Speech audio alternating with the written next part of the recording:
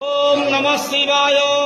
कला वृषभर धड़ा होइथिबा महाप्रभु धवलेश्वराय नमः। दीपम यदि परम ब्रह्म दीपम यदि जनार्दन दीपहरतु मे पाप पूजा दीप नमस्तुते। बाबा धवलेश्वर महाप्रभु संसार सुखी रखंतु।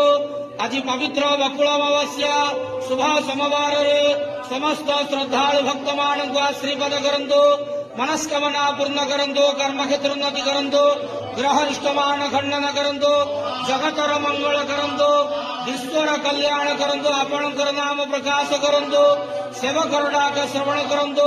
समस्त गुआवसा भक्त मानकर मनस्कामना पूर्ण करंतु। बाबा धवलेश्वराय नमो नमः। संसार सुखी रखंतु। आनंद गवार हरि बोलो। आज पवित्र बकुल अमावास्या समस्त श्रद्धालु भक्त मान आशीर्वाद करंतु। आनंद गवार